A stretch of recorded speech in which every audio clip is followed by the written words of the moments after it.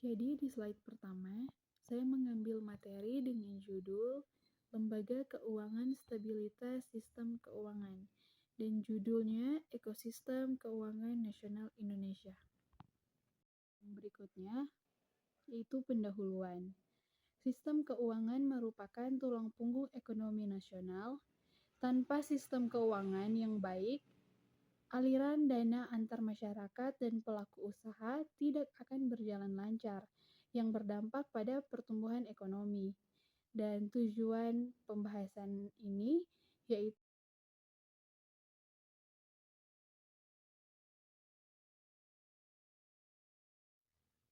di slide berikutnya ada pengertian lembaga keuangan. Lembaga keuangan adalah badan atau institusi resmi yang menyediakan produk dan layanan di bidang keuangan serta berperan memutar arus uang dalam sistem perekonomian. Dan definisi ini menurut SK Menkeu RI nomor 792, menurut surat keputusan Menteri Keuangan RI nomor 792, lembaga keuangan adalah badan usaha yang menghimpun dana dari masyarakat dan menyalurkannya kembali dalam bentuk kredit.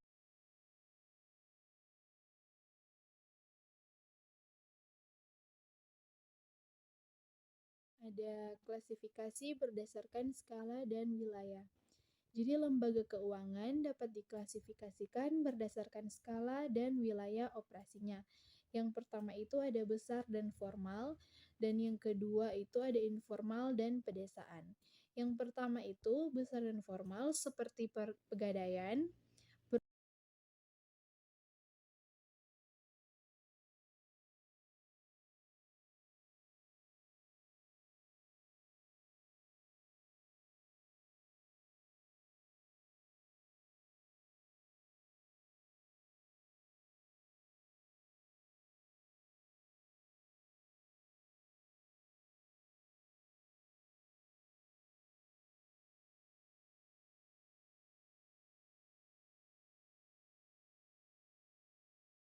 ada fungsi pokok lembaga keuangan.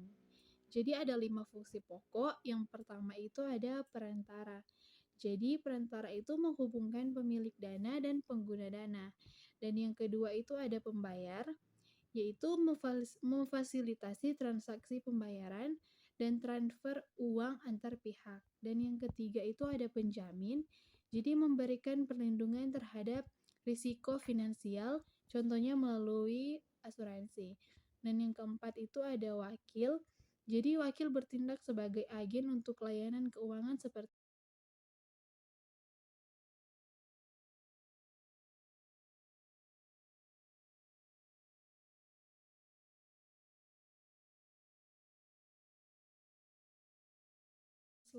selanjutnya yaitu kelompok lembaga keuangan bank atau LKB.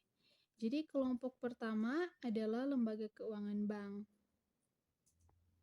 Dan yang pertama itu ada Bank Sentral, yaitu Bank Indonesia sebagai otoritas moneter tertinggi di negara ini. Dan yang kedua itu ada Bank Umum yang menyediakan layanan perbankan lengkap mulai dari simpanan, kredit hingga layanan internasional.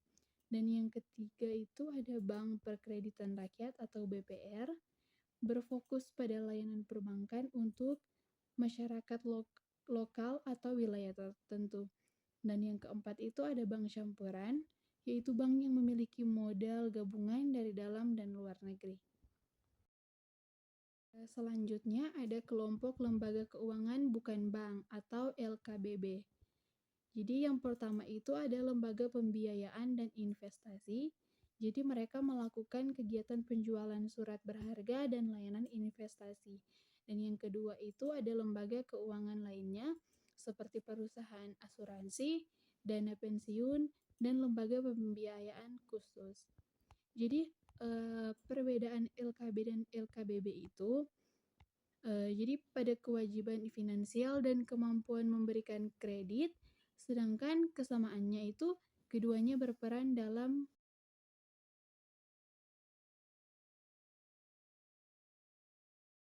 selanjutnya ada stabilitas sistem keuangan dan definisi dan pentingnya stabilitas sistem keuangan itu. Jadi, stabilitas sistem keuangan adalah kondisi di mana seluruh sistem keuangan beroperasi efektif dan efisien, serta mampu bertahan dari berbagai kerentanan atau gangguan, dan pentingnya sangat besar karena membuat kebijakan moneter yang diterapkan lebih efektif dan menjadi fondasi bagi perkembangan sistem keuangan yang semakin kompleks dan juga meningkatkan kepercayaan publik terhadap sistem keuangan nasional. Dan juga ada dampak ketidakstabilitas dan faktor penyokong. Jadi jika sistem keuangan tidak stabil, dampaknya bisa sangat serius, yaitu hilangnya kepercayaan masyarakat terhadap lembaga keuangan dan penurunan pertumbuhan ekonomi, bahkan diperlukannya biaya pemulihan yang sangat besar.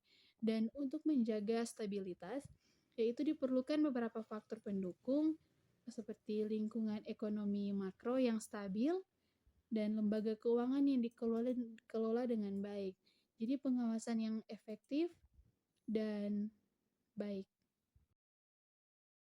Dan ada stabilitas moneter versus stabilitas sistem keuangan. Jadi stabilitas moneter itu berfokus pada stabilitas harga atau pengendalian inflasi.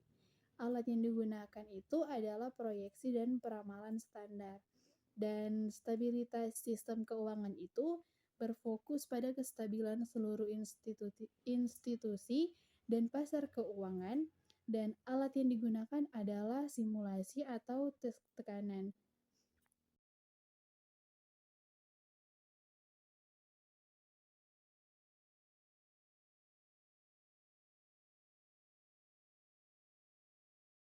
Berikutnya ada pendekatan pengawasan agar sistem keuangan tetap stabil. Dilakukan dua pendekatan pengawasan. Yang pertama itu ada mikroprudensial, yaitu fokus pada setiap lembaga keuangan secara individu dengan tujuan melindungi konsumen, dan pendekatannya adalah bottom up dari bawah ke atas. Dan yang kedua itu ada makroprudensial, yaitu fokus pada sistem keuangan secara keseluruhan dengan tujuan menekan risiko dan biaya krisis, dan pendekatannya adalah top down dari atas ke bawah.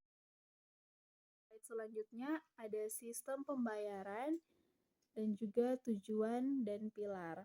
Jadi sistem pembayaran adalah bagian penting dari sistem keuangan. Tujuannya kebijakan ini adalah memenuhi kebutuhan masyarakat akan layanan pembayaran dan mendukung efektivitas kebijakan moneter dan menjaga stabilitas keuangan. Dan ada 3 pilar utama dalam pengedaran uang di Indonesia.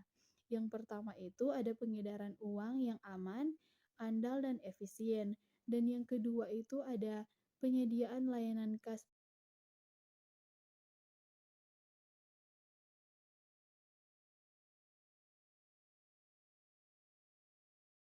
Ada pembayaran non-tunai dan e-money.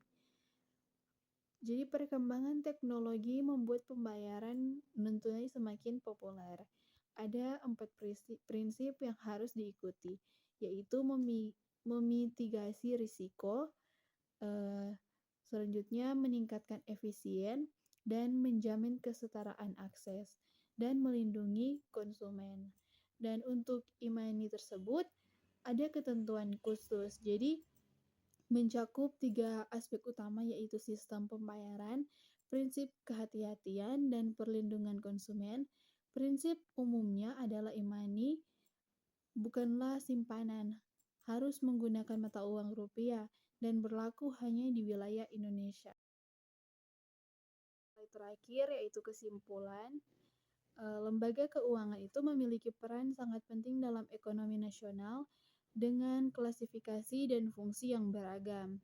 Dan juga stabilitas sistem keuangan harus selalu dijaga karena menjadi dasar bagi pertumbuhan ekonomi dan kepercayaan publik.